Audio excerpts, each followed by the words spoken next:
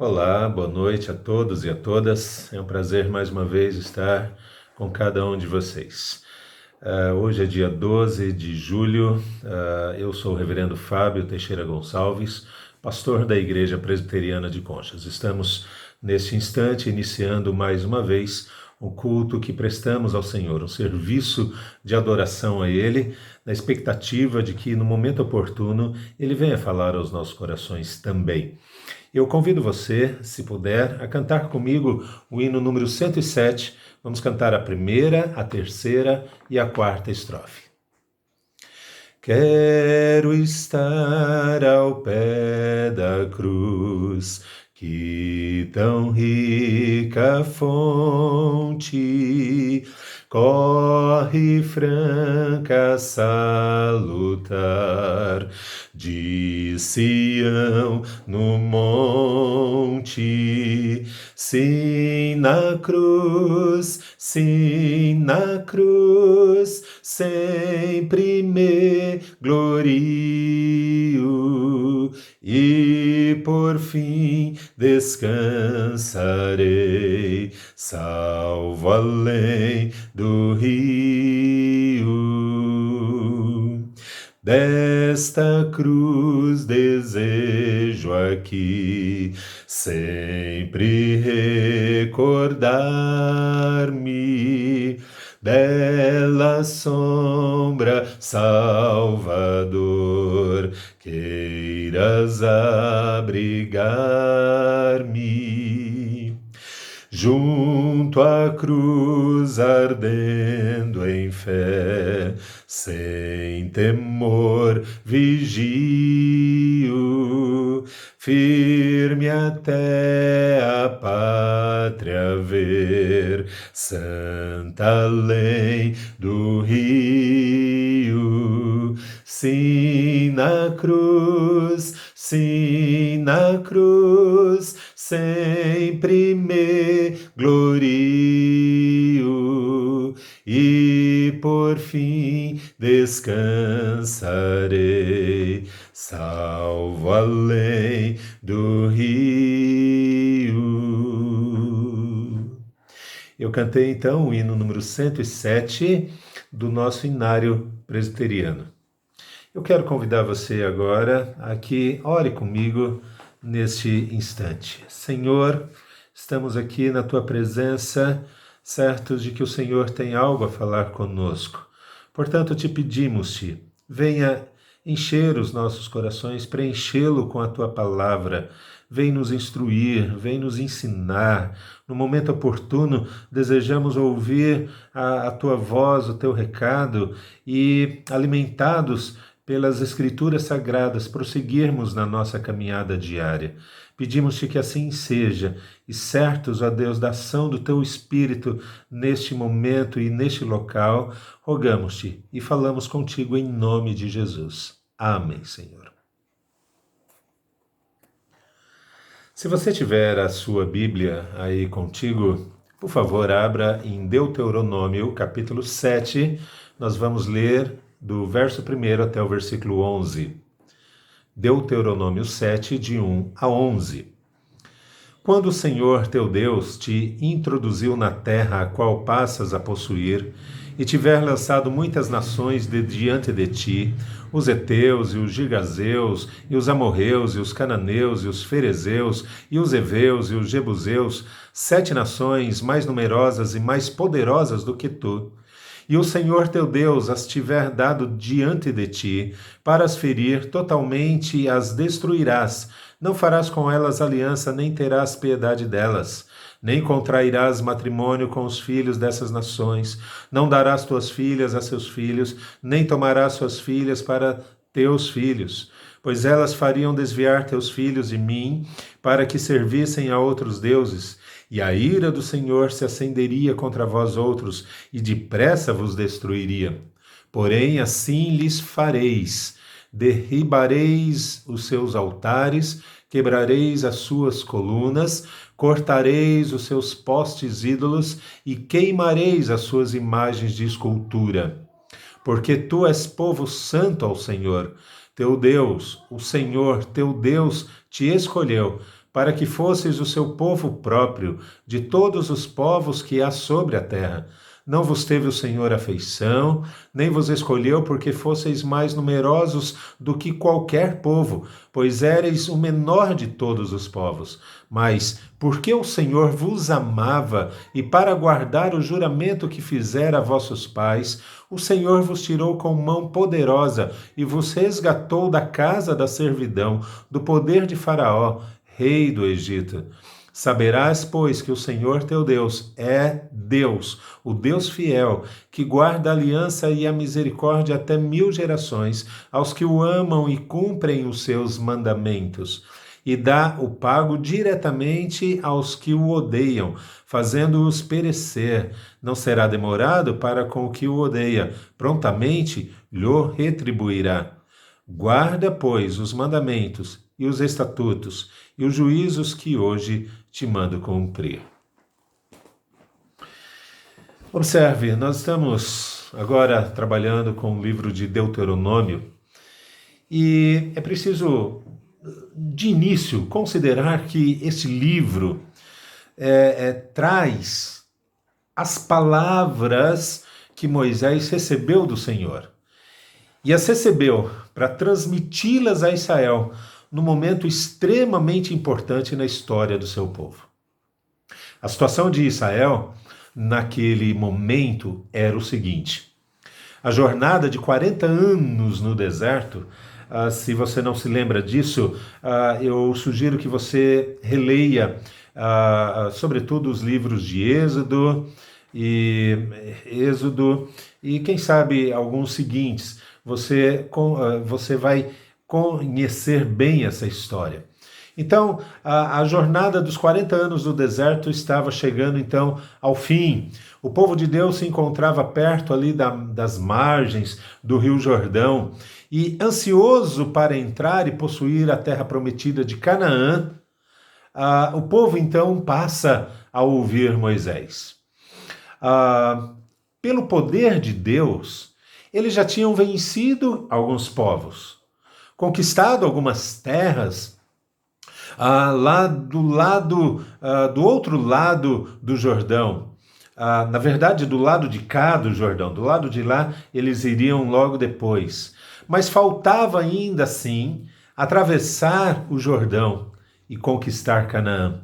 Canaã, que era a terra prometida por Deus para eles.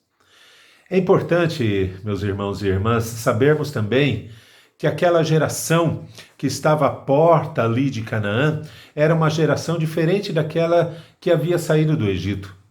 Eles não tinham conhecido a idolatria daquele país, do Egito, e estiveram sob a liderança de Moisés por mais de 40 anos no deserto. Assim era aquela geração. Eles testemunharam do poder e da graça de Deus sobre eles durante toda aquela jornada e, por isso mesmo, depositaram a confiança no Senhor. No entanto, toda aquela gente era pecadora e que carregava consigo seus problemas e suas fraquezas. Necessitavam, como tantos outros, da instrução e da exortação divina para viver a vida de santidade que Deus exigia deles. Por isso, naquele momento, o Senhor Deus deu a Moisés as palavras de exortação para o seu povo. Moisés, então, consciente do fim da sua missão, e que o povo estava prestes a conquistar a terra prometida, passa a instruir e a exortar a Israel, e faz isso unicamente baseado na lei de Deus. Exortações, observem, meus irmãos, acerca da maneira como eles deveriam se conduzir em Canaã. No livro de Deuteronômio, nós encontramos pelo menos 4 grandes sermões de Moisés, e é possível observar isso durante a leitura deste livro. Você tem lá os 4 sermões O primeiro deles no capítulo 1, depois no capítulo 4, o terceiro no capítulo 27 e finalmente o quarto sermão no capítulo 29. Além desses sermões, ou inseridos, melhor dizendo, nesses sermões, está ali uma série de leis que ele proclamou ao povo em nome do Senhor. O livro todo apresenta, a rigor, as últimas palavras de Moisés àquele povo. De um modo geral, Moisés lembra o povo sobre o passado deles, o cuidado que Deus manteve com cada um deles, do ponto de vista individual, do ponto de vista familiar, do ponto de vista coletivo, considerando todos aqueles que faziam parte daquele povo, o quanto Deus cuidou deles. Uma outra coisa que Moisés faz é exortá-los quanto ao presente. A exigência de Deus de amá-lo sobre todas as coisas e de viver em vida de santidade. Deus lembra isso àquele povo. Eles deveriam viver amando a Deus sobre tudo e viver uma vida de santidade diária. Mas finalmente, Moisés os encoraja com a promessa de Deus para o futuro. Afinal de contas, o texto que nós lemos diz que Deus mantém a sua aliança e ainda que circunstâncias adversas surjam, Deus manterá a sua aliança. Então Deus, por meio de Moisés, lembra aquele povo do seu passado, exorta-os quanto a algumas questões do presente e consola-os e conforta-os, anima-os quanto ao futuro. Agora, é preciso considerar aqui, meus irmãos, duas ênfases importantes em seus sermões, ou seja, nos sermões aqui de Moisés, nos 4 sermões que Moisés coloca e são encontrados aqui no livro de Deuteronômio. Duas ênfases. Primeira delas, o amor do Senhor por Israel. O quanto Deus amava esse povo. Destaco aqui Deuteronômio capítulo 4, versículo 37, que diz o seguinte: porquanto amou teus pais e escolheu a sua descendência depois deles, e te tirou do Egito, ele mesmo presente e com a sua grande força. Também destaco Deuteronômio capítulo 10, versículo 15. Tão somente o Senhor se afeiçoou a teus pais para os amar. A vós outros, descendentes deles, escolheu de todos os povos, como hoje se vê. Veja o grande amor do Senhor por Israel. Essa é a primeira ênfase, mas a segunda ênfase de todos os sermões de Moisés aqui em Deuteronômio é esta: a resposta de Israel a esse amor. Essa é a segunda ênfase. E a resposta de Israel deveria ser obediência e santidade. Eu insisto, obediência e santidade. O povo deveria ser o tempo todo obediente e deveria se manter santo. Eu leio com vocês aqui Deuteronômio capítulo 6, os versos de 1 a 5, o capítulo anterior do nosso texto básico.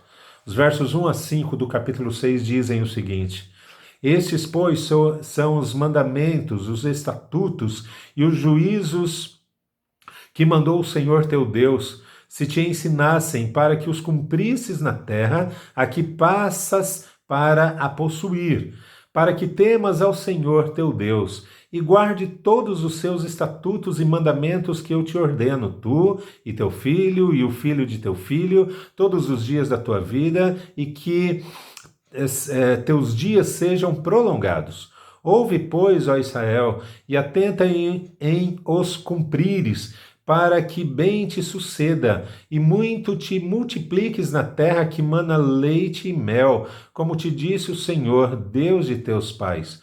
Ouve, Israel, o Senhor nosso Deus é o único Senhor. Amarás, pois, o Senhor teu Deus de todo o teu coração, de toda a tua alma e de toda a tua força. Estas palavras que hoje te ordeno estarão no teu coração.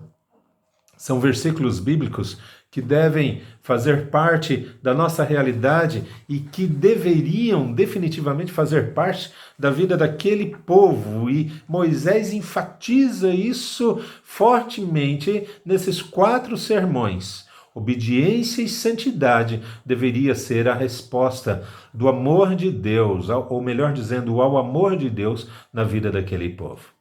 Fato é que Israel continuava sendo o povo exclusivo de Deus. Afinal, Deus o escolhera dentre todos os povos da terra para ser o seu próprio povo. E é isso que nós lemos no nosso texto. E é isso que eu destaco nessa ocasião. Deus escolheu o seu povo. Deus escolheu o seu povo. Moisés afirma que o Senhor escolheu Israel para ser o seu povo. No nosso texto, no capítulo 7, especialmente o versículo 6, encontramos lá o seguinte, de maneira muito clara e explícita: o Senhor te escolheu para que fosses o seu próprio povo de todos os povos que há sobre a terra. O povo de Israel, a quem Moisés se dirige como povo eleito, eram os descendentes diretos de Abraão, de Isaque e de Jacó, com quem Deus firmara uma aliança. Deus escolheu Abraão para ser o Deus dele e dos seus descendentes. Israel é o povo descendente de Abraão. Portanto, é justamente esse povo que recebe tanto as promessas de Deus como as bênçãos de ser o seu povo exclusivo. Agora veja, meus irmãos, por que Deus fez isso? Porque Deus escolheu Israel para ser o seu próprio povo. Será que Deus viu em Israel algo de bom neles? Era Israel uma nação melhor que as outras e por isso digna de ser escolhida por Deus para desfrutar de suas bênçãos? Nada disso, nada disso. Deus escolheu Israel com base no seu grande amor. É isso que diz os versos 7 e 8. Não vos teve o Senhor afeição, nem vos escolheu, porque fosseis mais numerosos do que qualquer outro povo, pois éreis o menor de todos os povos, mas porque o Senhor vos amava. E aí o texto continua. Deus escolheu para si mesmo a Israel com base apenas no seu grande amor. Esse texto nos ensina, então, 2 coisas sobre a eleição de Deus. 2 coisas. Primeiro, a eleição não depende de qualquer mérito humano. Não depende. Deus não escolheu Israel porque vira algo de bom neles. Israel era até o menor de todos os povos, considerando a população, as posses, etc. Por outro lado, eles eram também pecadores como os outros povos. Na mesma situação diante de Deus, portanto, pecadores dignos de castigo. Portanto, Deus os escolheu não com base em algo de bom neles, definitivamente não. Mas em segundo lugar, a eleição está baseada no amor de Deus. A eleição, em primeiro lugar, não depende de qualquer mérito humano, mas em segundo lugar, a eleição está baseada no amor de Deus. O verso 8 destaca com bastante vigor: o Senhor vos amava. Moisés enfatiza, melhor dizendo, que a posição privilegiada em relação a outros povos era tão somente resultado do amor de Deus. Esse tema do grande amor de Deus por Israel está também presente em outros textos. Eu convido você a ir comigo ali no profeta Jeremias e nós veremos algo bastante significativo a respeito disso. Jeremias capítulo 31, versículo 3. De longe se me deixou ver o Senhor dizendo: com amor eterno eu te amei, por isso com benignidade te atraí. Agora dá uma olhadinha comigo também no livro de Oséias, capítulo 11, versículo 4. Oséias 11, 4. Diz assim o texto: atraí-os com cordas humanas, com laços de amor. Fui para eles como quem alivia o jugo de sobre as suas queixadas e me inclinei para dar-lhes de comer. Atraí-os com cordas humanas, com laços de amor. Deus escolheu Israel com base no seu grande amor, porque Deus os amava profundamente. Mas a pergunta que surge a esta altura é precisamente essa: que amor é esse? Merecemos este amor? Quando a Bíblia fala do amor de Deus, não está falando de um mero sentimento que há em Deus, mas daquilo que faz parte da sua essência. É disso que a Bíblia fala. O amor é a essência de Deus. Deus é amor. O apóstolo João nos lembra isso lá na sua primeira carta, capítulo 4, versículo 8. Mas agora observe o seguinte: Deus não está debaixo de qualquer obrigação para amar todos os homens. Nenhum ser humano é digno do seu amor, mas digno, na verdade, da sua ira. Afinal, todas as pessoas, sem exceção, se rebelaram contra ele, lá em Adão, Gênesis capítulo 3. No entanto, Deus quis, conforme sua livre e espontânea vontade, e por causa do seu grande amor, escolher dentre toda a humanidade caída algumas pessoas. Deus quis fazer isso. E fez isso com essas pessoas, para que elas fossem redimidas por Cristo e passassem a fazer parte do seu povo, de um povo que, na verdade, é exclusivo dele. Aos seus escolhidos, Deus manifesta o seu amor a fim de salvá-los. Veja o caso, por exemplo, de Israel, mais uma vez. Deus manifestou espontaneamente o seu amor por eles. O Senhor os libertou da escravidão do Egito para cumprir as suas promessas aos pais. Essa é a primeira razão. O versículo 8 diz: para guardar o juramento que os vossos pais fizeram. Para cumprir as promessas aos pais daqueles. Deus promete e cumpre. E fez isso com base no seu grande amor para com o seu povo. Da mesma forma, meus irmãos e irmãs, a base da nossa eleição, da mesma maneira, é o grande amor de Deus. É isso, afinal de contas, que a Bíblia afirma. É isso que a Bíblia ensina. Cito aqui três textos, todos eles no Novo Testamento. Efésios capítulo 1, versos 4 e 5 dizem: em amor nos predestinou para ele, para a adoção de filhos. Em amor nos predestinou. 2 Timóteo capítulo 1, versículo 9. Deus nos salvou e nos chamou com santa vocação, conforme a sua própria determinação e graça que nos foi dada em Cristo Jesus. E Tito capítulo 3, versículo 5. Segundo a sua misericórdia, ele nos salvou. Nós não merecemos nada de Deus, absolutamente nada, mas por sua graça e amor nós fomos escolhidos. Uma última questão importante eu trago aqui. A eleição de Deus ocorreu uma só vez e se deu lá na eternidade. Sendo assim, não existiu uma eleição para o povo de Deus no Antigo Testamento e uma outra eleição para a igreja aqui no Novo Testamento. Vou repetir aqui, veja.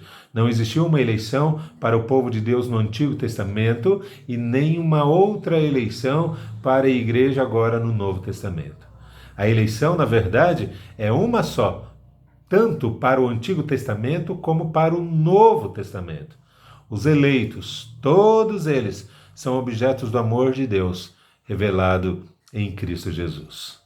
Meus irmãos, nos mantenhamos humildes, reconhecendo que nossa eleição E a nossa salvação não dependeu de nós mesmos, ou não depende definitivamente de qualquer pessoa, mas depende única e exclusivamente de Deus.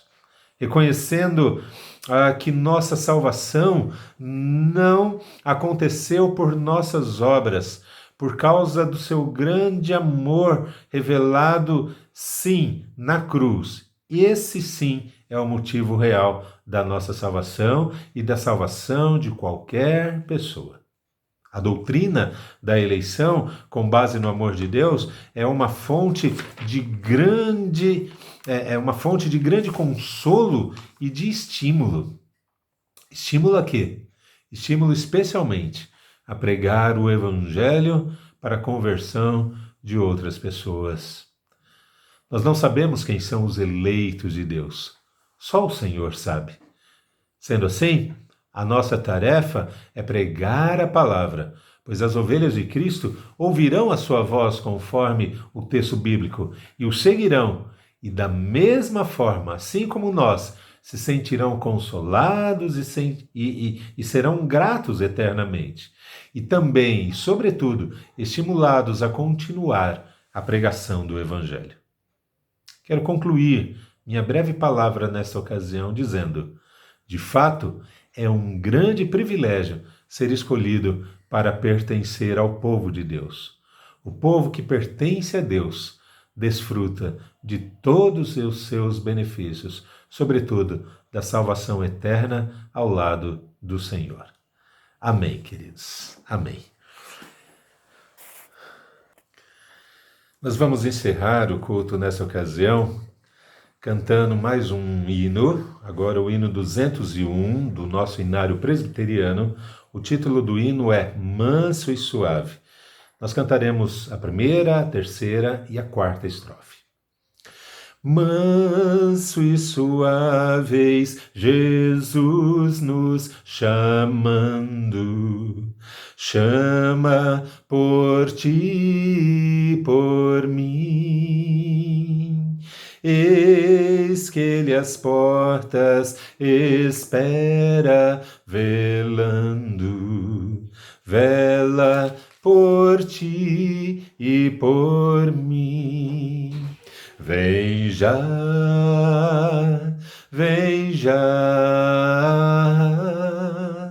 alma cansada, vem já, manso e suave, Jesus convidando,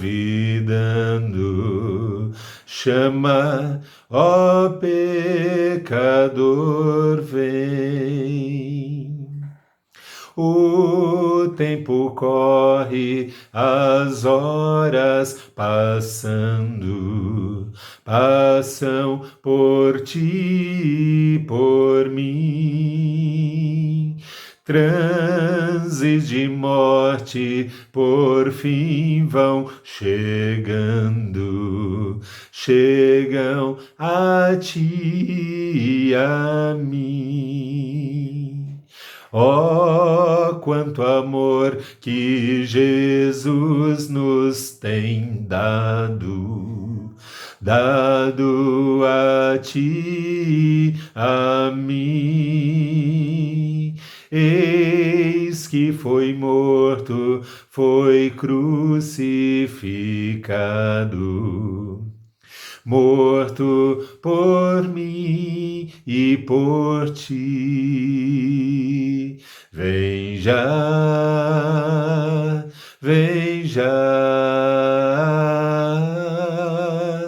alma cansada, vem já, manso e suave, Jesus convidando, chama, ó pecador, vem. Feche os seus olhos mais uma vez. Pai, pedimos-te e clamamos ao Senhor, que o Senhor renove em nós a alegria, o prazer, o contentamento de sermos salvos pela cruz de Cristo, escolhidos sem qualquer mérito pelo Senhor, para fazermos parte da tua igreja, fazermos parte do teu povo. Pedimos-te ainda nesse instante que aqueles que, quem sabe, tendo ouvido essa mensagem, visto esse vídeo, foram constrangidos pela tua palavra, atingidos pela convicção do amor do Senhor ali na cruz, tomem nesse instante a decisão de te seguirem por toda a sua vida. Tomem a decisão de entregarem as suas vidas ao Senhor, de entregar os seus corações à tua direção, Deus. Que assim seja, e que estes que eventualmente fizerem isso sejam, assim como nós, envolvidos pela tua presença, pelo teu amor e pela tua palavra, Deus. Que assim seja, para a glória do teu nome. Pedimos-te ainda que o Senhor nos dê uma semana abençoadíssima sob a tua direção e sob a tua proteção. Guarda, Deus, aqueles que talvez estejam sofrendo nesses instantes, por vários motivos, quem sabe especialmente por questões que envolvem a saúde. Que o Senhor os console, que o Senhor os conforte, que o Senhor os anime. Em nome de Jesus. Amém, Senhor. Recebei a bênção. E agora que a graça do nosso Senhor e Salvador Jesus Cristo, o amor de Deus, o nosso Pai, e o consolo do Espírito Santo do Senhor esteja na vida de cada um de vocês, queridos e queridas, amados e amadas em Cristo Jesus, hoje e sempre. Amém. Amém, queridos. Deus abençoe a todos. Boa semana.